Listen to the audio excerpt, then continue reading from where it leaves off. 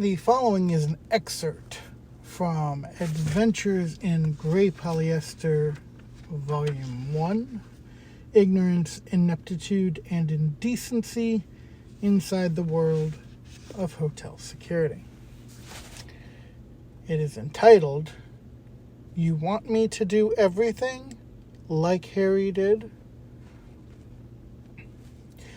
So in case you haven't gathered this by now, I am not always the calmest individual.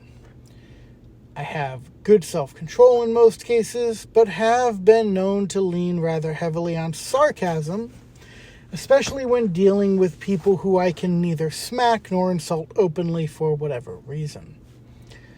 I told a story earlier in this book about my dealings with Denise, the hotel manager. Yes, well, as much as I'd like to have been that wasn't my last time dealing with her. One night I came in to find a note from her asking me if I would meet her the following day. There was an event that I was coming in early for, and she asked that I come in an hour earlier than that, so that she could speak with me. So I did. The event would run from 1600 to 2100, and I would also be doing my normal shift of 2200 to 0600, so needless to say, I was not best pleased with showing up even earlier, but I did so, walking in at 1445, and was in her office with her by 1500. So glad you could make it, she said. I didn't know it was optional, was my internal thought, but I kept to myself. I just nodded. And she continued. I want to talk to you about some changes. She went on to chronicle a lot of specific things she wanted done, and every time she rattled one off, she mentioned Harry. If you remember, Harry was my predecessor, who had been stalking the nice older lady Karen, and no, I'm not overblowing it. Karen had ended up leaving because Denise took Harry's side, and he still would have been there if the company I worked for hadn't fired him. So as she gushes over this man who by all metrics I could find was a complete scumbag, I find myself getting more and more irritated. And if anything happens, no matter how minute, just call the cops. I cocked my head questioningly, because this was a very bad idea. Calling the cops unnecessarily can lead to them not taking you seriously when you do need them. But she continues. You know who had no problem calling the cops? Harry. He called them all the time.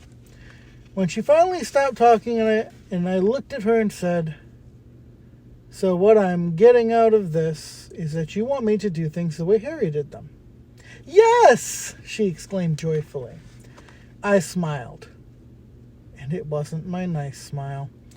It was my I'm gonna squish you like a fucking bug smile. So shall I do everything the way Harry did? She looked confused by my question, but I continued. Last I checked, there was a reason he was no longer here. Several of them, in fact. So tell me exactly what parts of this man are you wanting me to emulate? I want you to do the job the way he did. She was getting angry. I did not care. This woman was a massive pain in the ass and an arrogant, tyrannical bitch to boot. When I spoke low and in a firm tone with words dripped in venom. So you want me calling the cops over raccoons? You want me using kitchen equipment to make food? You want me taking naps in empty rooms? You want me harassing your female employees? See, these were all things that I had found out. He did by talking to different people, including policemen in the city, as well as actual hotel employees. She was outraged. He did not do any of those things. I held up my hand. Look, Denise, if you don't like the way I do the job, then feel free to ask for a different guard. But do not ask me to behave like that piece of shit you seem to love so much. And then I walked out, and I went and worked the event until 2100. And after that, I did my normal 2200 to 0600 shift. I was expecting to be told by the office the next day that I wasn't allowed back there. But that call didn't come. When I got in that night, there was no more detail sticky note as I was accustomed to seeing. Matter of fact, she never left me one of those again. Even more mind-boggling was when I did end up seeing Denise again, she was so much nicer to me than she had ever been before. I can't even begin to tell you what was wrong with that woman. But to say that she had issues is likely an understatement. Disclaimer. I would not suggest this course of action to anyone. It's not a good idea, and likely will not end well. I don't know why, but throughout my life I have managed to get away with things like this time and again. A guy I worked with later on said, "You get away with shit just because you're Ken, I think." I had thought he was right. Perhaps. He turned out to be a conniving scumbag. He tried some shady shit. But I always come through the other side. I might smell like smoke because I've been through fire.